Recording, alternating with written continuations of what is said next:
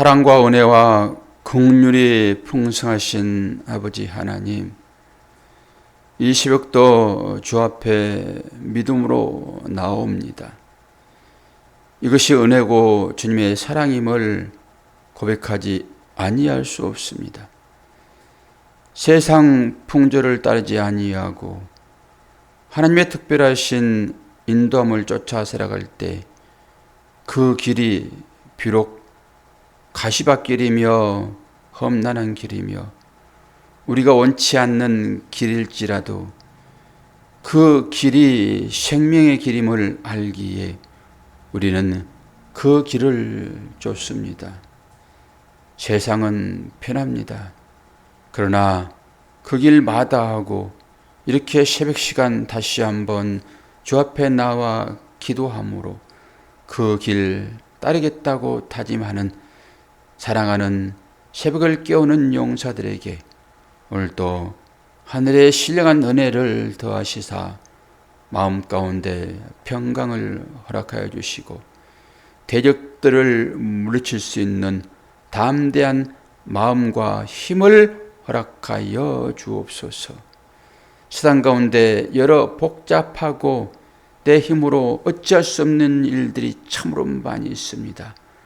하나님께 기도함으로 해결받는 복된 새벽 되어지도록 은혜 허락하여 주옵소서.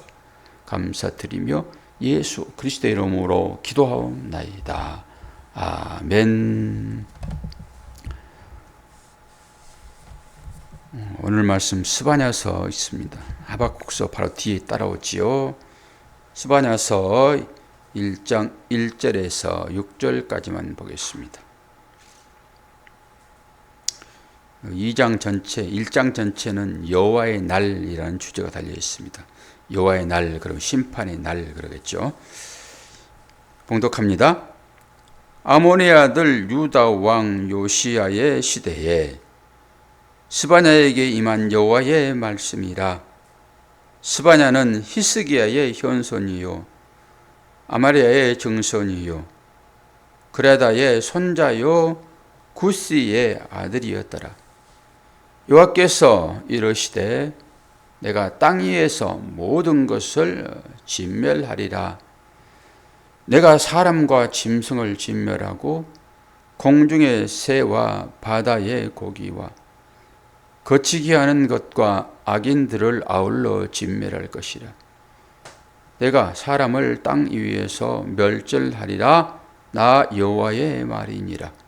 내가 유다와 예루살렘의 모든 주민들 위에 손을 펴서 남아있는 바알을 그곳에서 멸절하며 그마임이란 이름과 및 그 제사장들을 아울러 멸절하며 또 지붕에서 하늘의 뭇 별에게 경배하는 자들과 경배하며 여호와께 맹세하면서 말감을 가리켜 맹세하는 자들과 여호와를 배반하고 따르지 아니한 자들과 여호와를 찾지도 아니하며 구하지도 아니한 자들을 멸절하리라. 아멘. 딱 읽어보니까 하박국 선지자에게 계시로 환상으로 보여준 일과 똑같습니다. 이 스바냐도 지금 하나님께서 임하신다라고 하잖아요. 임하신다. 여호와의 말씀이 그에게 임합니다. 이 묵시잖아요, 묵시. 이게 보여주는 것이죠. 어떻게 하겠다라고. 그런데 우리는 하나님의 묵시를 실제 현상 가운데서 봅니다. 하박국이나 이 스바냐는 묵시라니까 우리가 생각하는 꿈 같은 어떤 그런 현실, 깨어보면 아무것도 보이지 않는 이런 현실로 이상 중에 보여주지만은 우리는 그때 보여줬던 것들이 현상으로 지금 나타나고 있다니까요. 그리고 이것을 체감합니다. 이상으로만 보는 것이 아니라 실제 체감한다니까요. 이제 그러면서도 하나님의 은혜와 긍휼, 사랑, 그리고 하나님의 징계, 공의 이런 것들을 말하지 못한다 하게 되면 어떻게 되겠습니까? 눈으로 보여지고 체감하는데도 불구하고 이것이 느껴지지 않으면은 이런 사람을 어떤 병이 든 사람이라고 얘기합니까? 한센병이요. 나병에 걸린 자라고 얘기를 해요. 주님이 오셔가지고 하시는 일은 그거 치료하는 것입니다.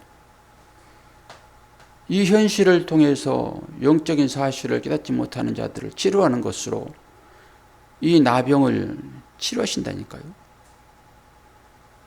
이 말씀을 보면서 현실 가운데 나타나고 있는 이 현실을 인식하지 못하면 우리는 나병 걸린 거예요. 하박국 선지자 얼마나 치가 떨리도록 무서웠습니까? 뼈가 아프도록 그렇게 느꼈잖아요. 그럼에도 불구하고 나는 그 일들을 기다린다. 기다리면서 하는 고백이 무화과에 소출이 없고 포도나무에 열매가 없고 그리고 우리의 양과 소가 없고 그럴지라도 나는 여호와로 말미암아 여호와가 지금 어떤 일을 행하고 있어요. 뼈에 사무치도록 고통스러운 그 일들이 이 묵시로 보여졌음에도 불구하고 나는 그럼에도 불구하고 그날을 기다린다라고 하는 것입니다. 이걸 어떻게 제가 해석을 했습니까? 시험 치지 않으면은 졸업 없다. 그래서 그것은 시험이다. 그건 통과시키기 위한 목적으로 시험을 치게 하는 것이지 과락을 줘가지고 지옥으로 보내는 그런 곳으로 하나님은 안 하신다. 일단 적기만 해라. 점수는 내가 알아줄게. 그런 거잖아요. 그러니까 기다리는 것입니다. 조마조마하고 떨리고 두렵기도 하고 하는 것이지만은 기다리는 거예요. 똑같이 하박국 선지자에게 줬던 그 계시가, 그 묵시가 오늘 스바냐 선지자에게 줘주겠다니까요. 이거 왜 없어요? 그러면서 이제 말씀이 단어로 우리에게 주어지는데 이 단어를 하나씩 살펴보면서 이것이 구약에 어떤 식으로 나타나고 있는지를 보면 되잖아요. 다 있었던 일들을 이런 식으로 묵시로 보여주는 것이니까 우리도 보면 되잖아요. 그리고 이 일이 이 묵시가 주어진 40년 이후에나 이스라엘 백성들이 바벨론에 팔려갑니다. 40년 이후에요. 뭐 하나님의 시간은 우리의 시간과 다른 것이니까. 역사적으로 보게 되면은 이 스바냐 선지자가 이 예언을 한 이후에 40년 이후에 바벨론이 이스라엘을 침공해서 완전히 멸망시킨다고요. 우리가 그러한 사실들은 다 배웠잖아요. 열왕기 상하를 통해서 이사야서를 통해서 다 배웠잖아요. 그리고 역대 상하도 다 그런 얘기입니다. 똑같은 얘기를 중복한다고 말씀을 드렸습니다. 우리의 인생도 똑같다라고 인식을 하십시오. 그리고 그러한 일들이 지금 실제적으로 일어나고 있습니다. 어제도 말씀드렸잖아요. 마지막 때에 큰 산이 무너지고 작은 산들이 무너질 것이다. 지금 산사태가 그걸 그대로 우리에게 보여주고 있잖아요. 뭘 더 보여줘야지만이 이 말씀과 연결시켜서 보시겠냐고요. 오늘 또 말씀 보면서 합시다. 이 현실을 가지고 얘기를 해도 이제 느낌이 별로 없으니까 말씀을 보자고요. 아몬의 아들 유다 왕 요시야에게 나타난 하나님의 말씀인데, 이게 이 스바냐는 누구냐라고 할 때, 스바냐는 히스기야의 현손이요, 아마랴의 증손이요, 그레아다의 손자요, 구시의 아들이었더라. 그럼 이게 몇 대입니까? 4대, 4대. 그리고 이것이 요시야 왕 시대였으니까 오늘 이스라엘 역사 그 왕들의 쭉 역사를 보면은 요시야 왕이 언제인지 우리는 다 알잖아요. 그러니까 계산해 보면은 400년 이후에 나타나는 일이라고요. 그리고 4대 만에 4대를 기록한 것은 스바냐 외에는 성경에 없습니다. 굳이 4대를 기록한단 말이에요. 4대를. 그리고 이 사람이 지금 누구예요? 당연히 뭐 요시야는 여러분들이 잘 기억 못할 거예요. 그러나 요시야는 누구예요? 하나님께서 칭찬하는 왕입니다. 선한 왕입니다. 이 개혁하는 사람이에요. 개혁하는 사람. 그리고 히스기야도 개혁하는 사람입니다. 개혁은 우상 숭배를 배격하는 거죠. 신당을 허는 자. 이런 사람을 개혁하는 자예요. 요시야도 마찬가지고 또 히스기야 마찬가지고. 그런데 4대라고 했지만은 이 4대 가운데 뭐 아마랴의 증손이다, 그레다의 손자다, 구시의 아들이다. 그럴 때 히스기야는 우리가 알겠죠. 요시야 알겠죠. 요시야 왕이잖아요. 히스기야 왕이잖아요. 그런데 그 왕의 족보대로 내려오지 않고 엉뚱한 사람이 이런 데 나와 있으나 이 사람들의 자녀단 말이에요. 그러면 아들 하나만 둔 거 아니잖아요. 그러니까 장자가 주로 이제 대를 잇지요. 왕권을 이어받지요. 다른 자녀들이지 않겠는가라고 생각하는 거예요. 다른 자녀들. 제가 더 찾아봐야 되겠지만은, 그러니까 줄거리가 여러 줄거리 나오잖아요. 그 중에 하나다. 그러니까 이 사람도 스바냐도 왕족이다라고 하는 거예요. 왕족. 그리고 우리가 생각할 때 히스기야는 누구예요? 히스기야는 편벽 기도, 벽을 향하여 기도하여 생명을 15년간 연장받은 자 아닙니까? 그리고 우리가 그 사실들을 한번 찾아봤었지요. 왜 너 죽을 것이다, 병들어 죽을 것이다 라고 했는데 기도하면은 하나님은 말을 바꾸시고 살려주고 생명을 연장했냐? 왜 그랬을까? 하나님은 번복하시는 하나님인가? 그러지 않다. 하나님은 기도하도록 히스기야에게 그 얘기를 했을 것이고, 히스기야는 기도함으로 생명을 연장받았고, 그로 인하여 장자가 나오는데, 아들이 나오는데 그 후에 누가 나옵니까? 므낫세가 나옵니다. 그런데 히스기야의 현손이다 했잖아요. 이 아들들이 쭉 왕족으로 이어지는 것이 아니라 그 줄거리에 다른 사람들이 있는데 스바냐다라고 하는 것입니다. 그럼 므낫세 보세요. 히스기야는 요시야와 함께 개혁을 했단 말이죠. 신앙 개혁을 한 사람입니다. 우상을, 하나님께서 싫어하시는 우상을 다 타파하는 사람입니다. 그런데 그 아들은 누구예요? 므낫세라니까요. 므낫세는 최고로 악한 왕입니다. 이스라엘의 아합과 함께. 어떻게 그런 아들이 나오냐고요. 여러분 또 쭉 이제 이 사람들이 뭐 했는지, 이게 우상을 숭배했다고 얘기를 나오잖아요. 그런데 그걸 다 진멸한다고 얘기를 하죠. 그럼 므낫세가 뭐 했는지 볼까요? 찾아봅시다. 열왕기 하, 우리가 다 배운 내용들이죠. 왕하를 보면 될 것입니다. 왕하 21장.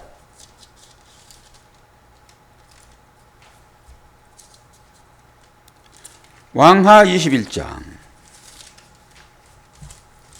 아니 하나님께서 히스기야의 병을 고쳐줬는데 어떻게 이 아들을 만들려고 그러냐고요. 죽었으면 이 아들 안 나왔습니다. 히스기야 병들어 죽었으면은. 고쳐주고 나서 이 아들을 지금 허락한 거예요. 왕하 21장 1절에서 9절을 제가 읽어드립니다. 므낫세가 왕이 될 때 나이가 15세라. 이거예요. 히스기야 아들이 므낫세예요 지금. 므낫세가 왕이 될 때 나이가 15세라. 예루살렘에서 55년간 다스리니라. 그의 어머니의 이름은 헵시바라. 헵시바는 제가 지난번에 말씀드렸죠. 이사야 62장 4절에 나오잖아요. 나의 기쁨은 그녀 안에 있다. 이스라엘을 회복하겠다라고 의미가 더했다고 말씀을 드렸습니다.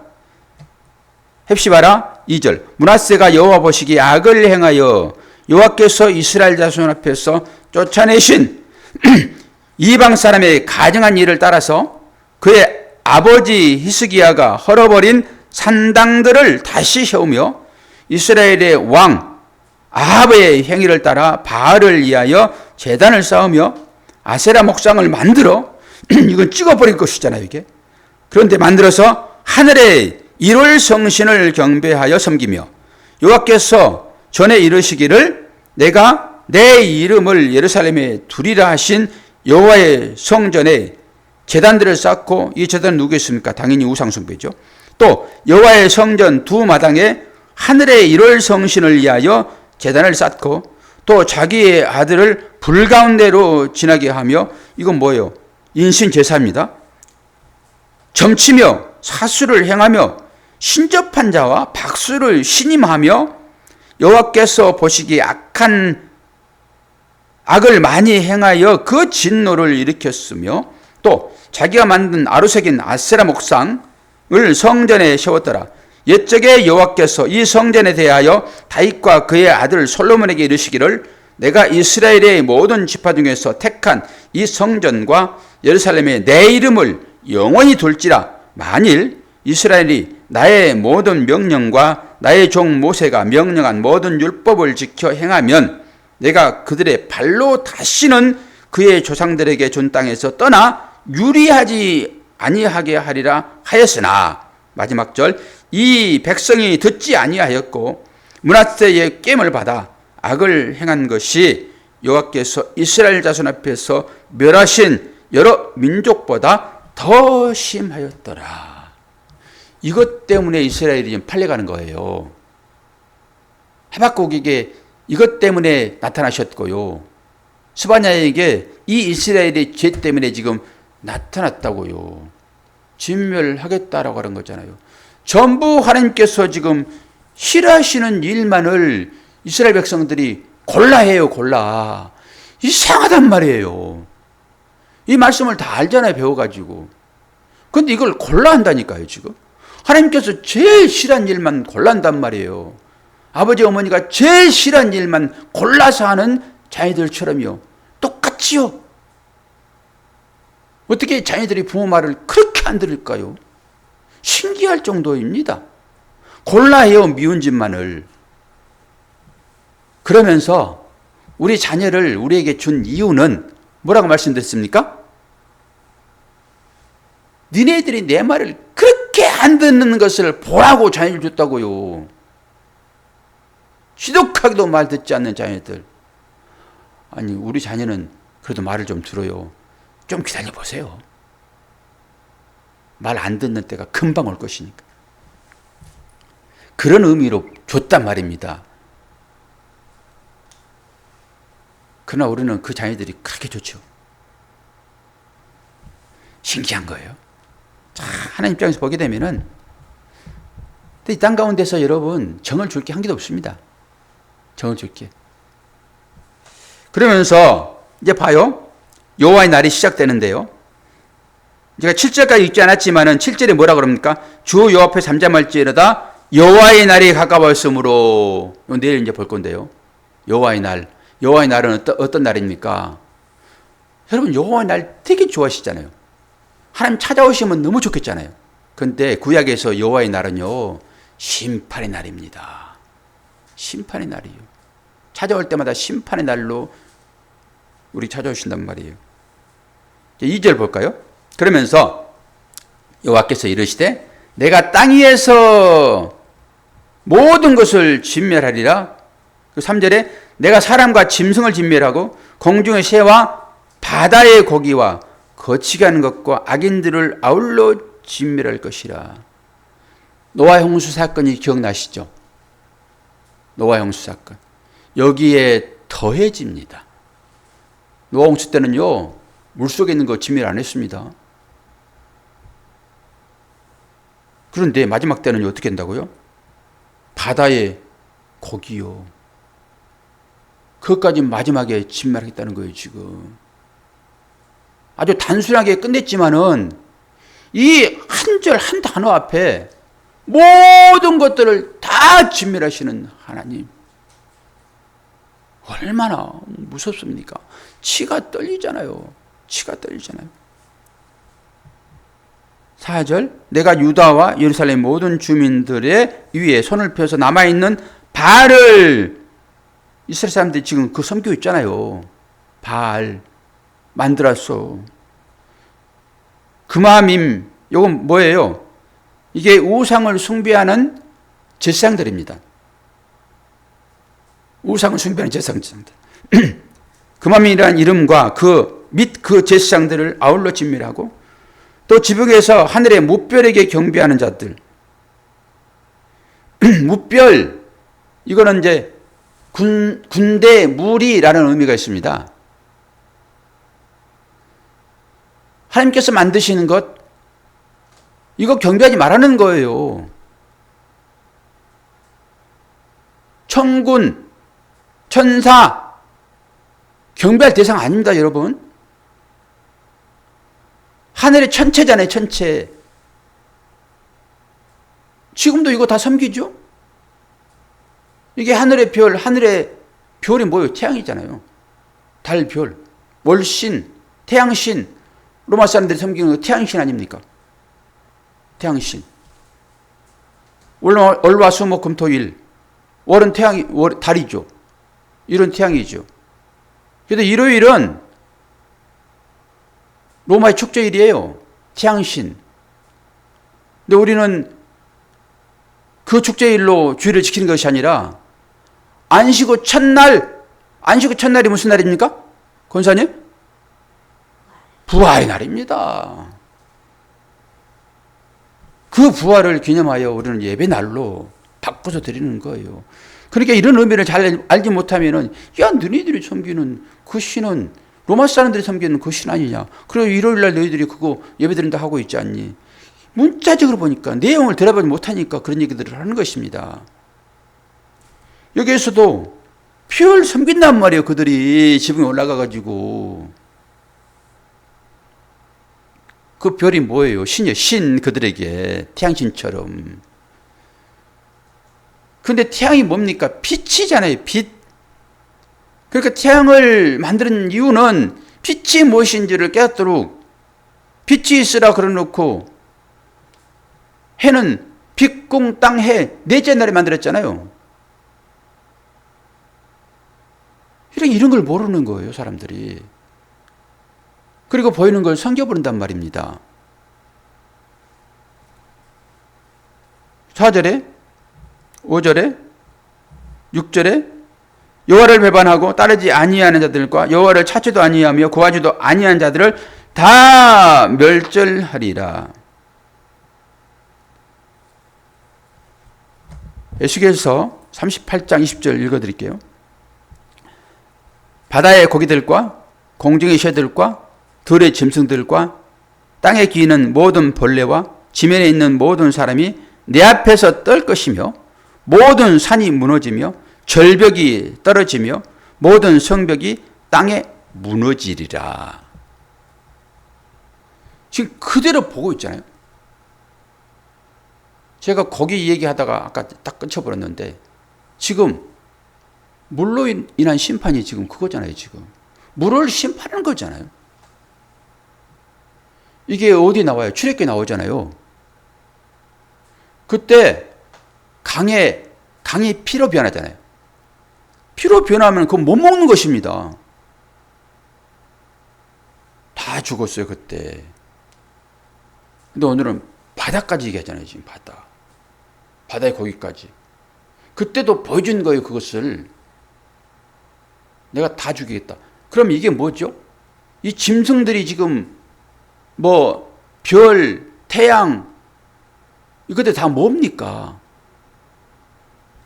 그들이 전부 나무로 내지는 은으로 부어 만든 우상들이라니까요. 우리가 봤잖아요. 출애굽기에서. 전부 그들이 신들이라고. 피, 개, 이, 파, 악독, 우, 매, 흑, 장 10가지 재앙. 유치원 좋은 데 나오면 이거 다 외울 수 있는 거예요. 다 외우세요? 권사님? 유치원 안 나오셨죠? 우리 시대에 유치원이 없었어요.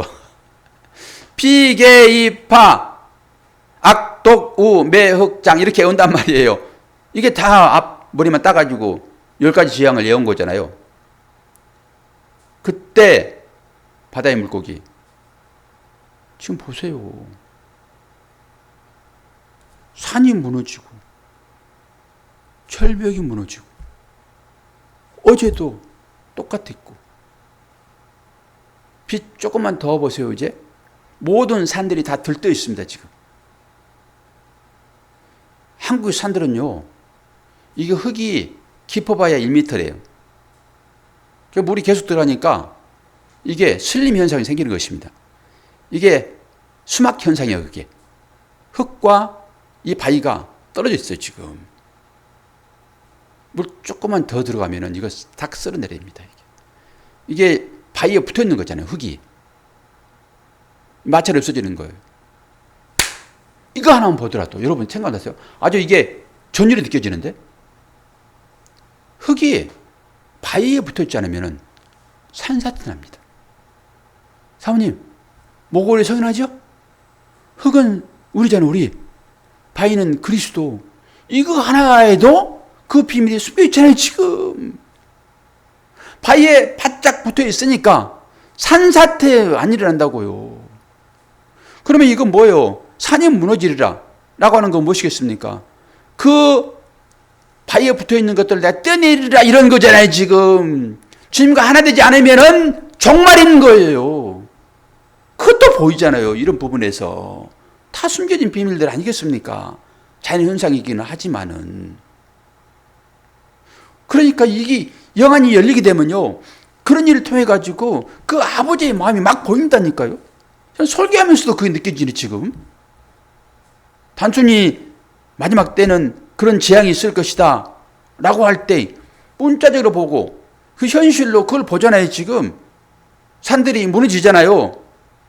이건 하나의 현상이니까 이게 마지막 때 종말론적으로 그렇게 다가오는구나 라고 볼 수 있지만은 영으로 들어가게 되면은 그것이 그리스도와 결별하는 거잖아요. 이게 심판인 것입니다. 그래서 하나님을 떠난 것이 죄인 거예요. 그러면 죽잖아요. 그리고 하나님을 믿는 것이 그거 아니겠습니까? 하나님과 붙어 있어야 되잖아요. 교회야 하나 돼야 되잖아요. 그리스도와 한 몸 이루는 거잖아요. 그래서 주님이 우리의 신랑인 것이고 우리는 정결한 신부로서 완성되어졌고 지금 준비하는 과정이 있잖아요. 이미와 아직이라는 이 사실들을 믿음으로 고백해야 됩니다. 그래서 이 현상을 딱 보여주고 지금 이 장마 가운데서 이 현상을 보여주고 이 말씀을 지금 우리들에게 이 세워가는 교회 새벽을 깨우는 우리들에게 들이미는 거예요.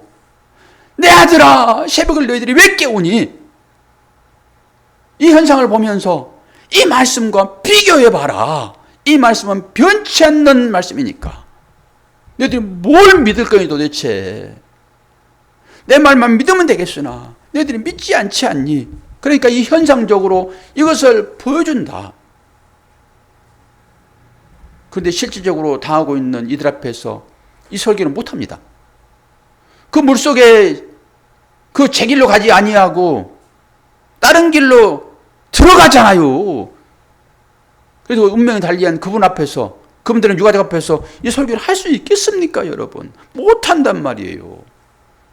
그리고 실제 여러분 삶 가운데도 어려움이 있다 하게 되면은 그 어려움을 제가 보고는 이 성경 말씀을 비교하여 못합니다.